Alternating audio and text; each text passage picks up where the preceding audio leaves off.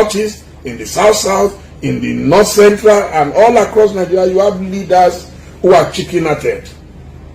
I read a region of Nigeria over the weekend that they formed a security committee.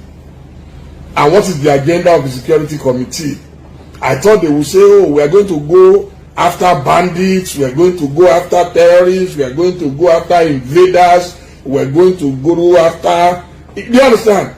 No, but it's obvious that they are forming their security probably to fight some people who are agitating for freedom within their zone. It doesn't make sense to me. You understand? You are not facing your oppressors. You are facing your own local people, your own citizens, who are demanding as a matter of legitimate right to say, look, we want freedom of association, we want to determine who we want to associate with. That is what I'm seeing.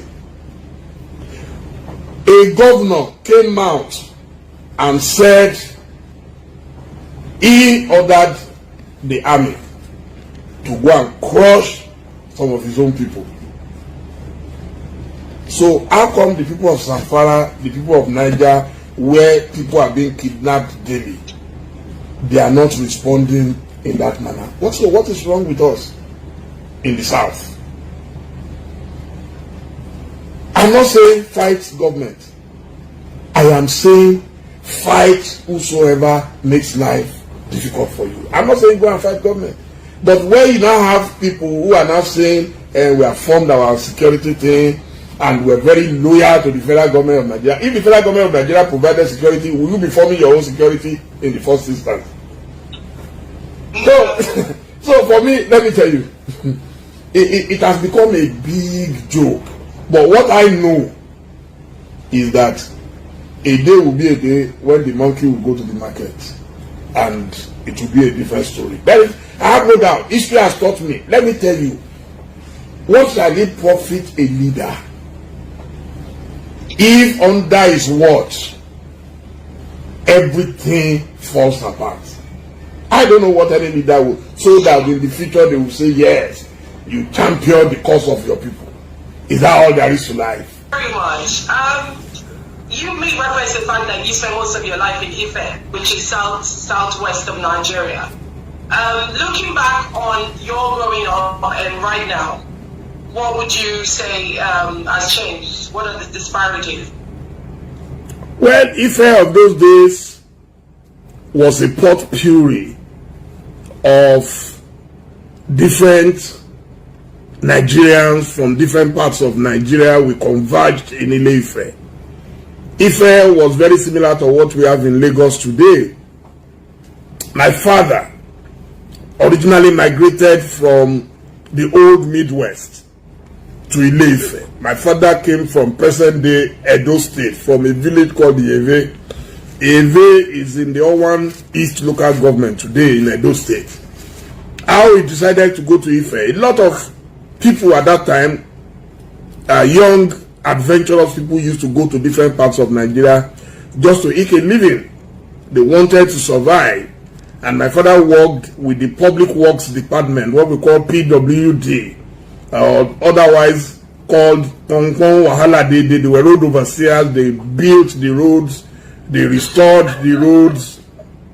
They did general, overhaul of the infrastructure at the time, and they were very effective. You didn't need big contractors. You didn't need Julius Baja or anybody at that time.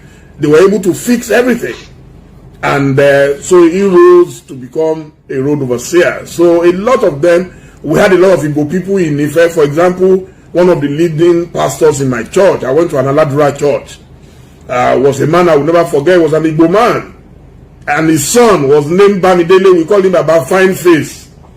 And he had a son called Bamidele. You can imagine an Igbo man who named his son Bamidele. And during the war... After you? No, I'm sure the son was older than me. During the war, he had to move back home to Biafra land. And you won't believe it, he left all his things in our care. He gave to different friends. And he came back after the war, everything was intact. Nobody touched anything. Nobody said because he was an Igbo man, oh, let's confiscate his property, let's do this or that. You know, so Ile-Ife in those days was bubbling with unity. We were united. We saw ourselves as one. We had Sabo. My father used to have a restaurant just across the street from Sabo. Sabo was where the Hausas, we didn't know of Fulani then. It was, everybody was Hausa once you were a northerner.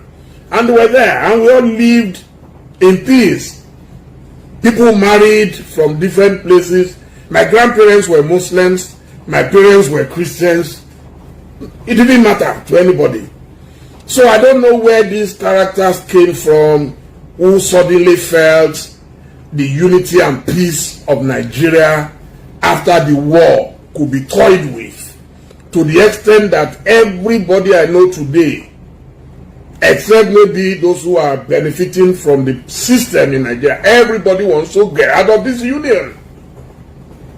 And I believe that is why you formed the organization. I don't have any problem with you, but I can tell you that what you have is an uphill task. I do like the challenge. Perhaps I should interject here and explain what the organization is about. So the Unity Project is all about promoting ethnic and religious harmony in Nigeria. And we believe that there is problems with the so-called unity that exists today, and we're looking for solutions. So we are opening up dialogues and opening up conversations across the nation, and we want to know what the problems are and how we can fix it. So we're not saying, oh, one Nigeria as it is. No, nobody has a capacity to do that. We cannot impose that. But you know, we're going to get to that. We're going to get to that point. Okay, my first question, sir. The pertinent question: Nigeria's unity. Is it a possibility or is it a myth? Is it something that we can achieve, or is it something that's a tall dream? Nothing is impossible. Nothing is impossible. But a situation where some people want to turn their fellow citizens into third-class citizens, you cannot have a unity. The word unity itself comes from friction, conflict. When A and B are in conflict, A and B must agree on certain principles, conditions, conditionalities, configuration, and so on and so forth for you to have unity. But a situation where party A believes that it does not owe party B any explanation, a situation where party A views party B as its perpetual slave, you can never have unity. So unless a miracle happens and you have someone, whether it's Buhari or his surrogates or whatever they are, and suddenly a miracle happens and they have a change of heart, it's no longer change of mind. It has moved beyond their mind now. Their mind is made up already that Nigeria belongs to a certain class and category of people. So you now have to go to their hearts.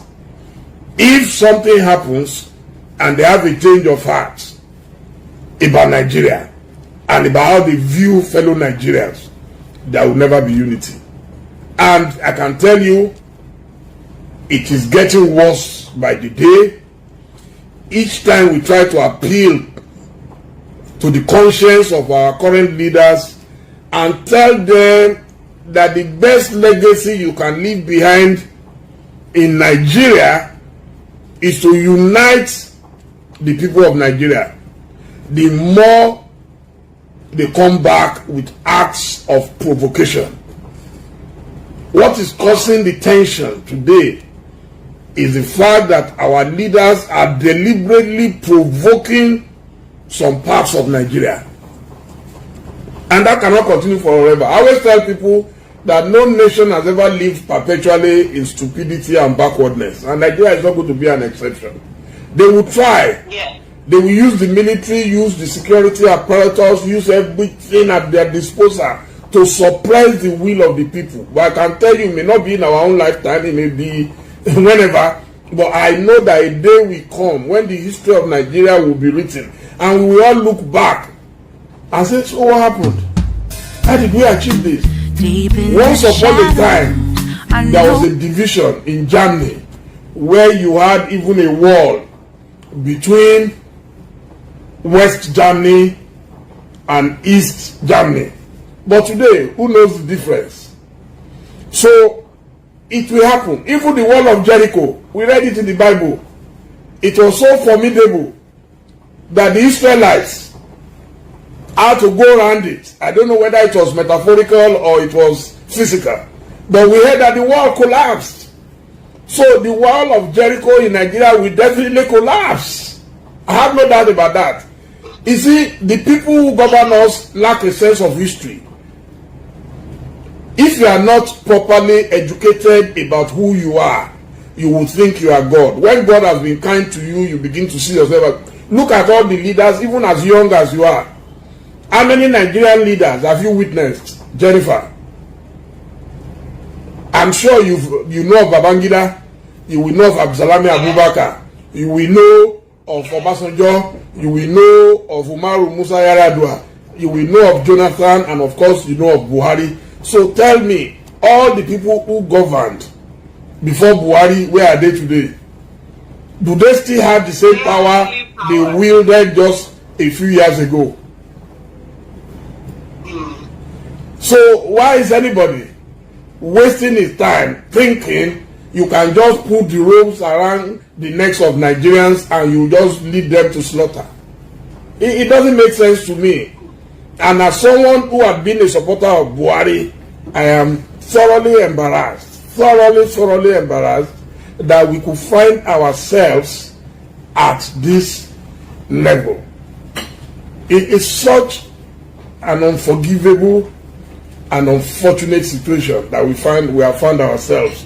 So those of you who are preaching unity, I wish you the best of luck. But the best people to preach to is not people like me, because I don't have any problem with other Nigerians. It is those Nigerians who have problems with their fellow Nigerians that should go and talk to. And you should start with your leaders, with the president and everything. But if you are talking to us, it's like what Fabella used to say. It means you are clapping with one hand, you are hiding behind one finger, and it will never fly. I'm not preaching to you, sir. The purpose of the interview, the purpose of the conference, is to understand the conflict. You already put in words what we're about. Unity comes from maybe a group of people who have come together in compromise. And in our research and what we've referenced on people we've interviewed, they have said the marriage of Nigeria today was forced upon us by the British. And it is not favorable to all the ethnic groups. So certain groups are marginalized and certain groups are in charge. And so we're looking for a way to resolve this conflict and have everybody together on the same page. That's what we're about. So the conference which we're having on the 18th is to ask Nigerians their own opinions. Because while people like you are vocal, there are other people who are just grumbling underneath. Perhaps our voices are not heard enough. I'd like to reference one of my previous interviewees. He said that Nigerians are very tolerant people. And the fact is, whatever government has done, people keep tolerating and they keep tolerating and they keep tolerating and nobody's speaking out. And so we're here to understand what the problems are and how we can resolve it. That's what our organization is about. We're not insisting we should continue the way we are. We're saying we want to understand the problem and we want to help. Jennifer. That's what we're about, sir. Jennifer, a Nigerian kid who was born 5-6 years ago already knows the problems of Nigeria. To say you want to understand the problems of Nigeria, I disagree. We all know the problems. It's the solution. And the solution is that each and every one of us must make a conscious effort and sacrifice. In fact, the key word is sacrifice. Anybody, and I've said this repeatedly, any leader, a president of a country as big, as complex and complicated as Nigeria, who wants to represent the interests of his place of birth, cannot succeed. A president is supposed to be for everybody. If you want to represent your area, then you must be an emir, a chief, a warlord, a bandit, like you have it all over the world, where people fight. They fight for the rights of their own people. But in a union, everybody must agree to sit together. A president cannot tell me, a president, you cannot say you don't know the problem of Nigeria. Before our very eyes, there are bandits in Nigeria. And you have a leadership that knows the whereabouts of these bandits. And they are untouchable. And then you now go after those who have not carried any weapon against their country. But just for talking, you go after them. Just for saying, if this thing persists, we will react and retaliate. You go after them. You will get the police to go after them. And the same police and military will not go after those who have already committed acts of treason. You can't do that and tell me you don't know the problems of Nigeria. Those who were calling for restructuring, they are the grammarians. There are people who are no longer interested in restructuring. That what are you restructuring? Who will do the restructuring? Who will even agree to the restructuring? But let me tell you, the sad part is that those who are mostly affected now, I didn't mind. You see, let me tell you, if the North decides that they want Sharia law, I have no problem with it, as long as you are not going to come to my state and compel me to follow Sharia when there is no Sharia in my constitution. These are some of the issues that we have. If you like, you can say you don't mind if there are bandits in Zamfara. I'm not from Zamfara. Do you understand?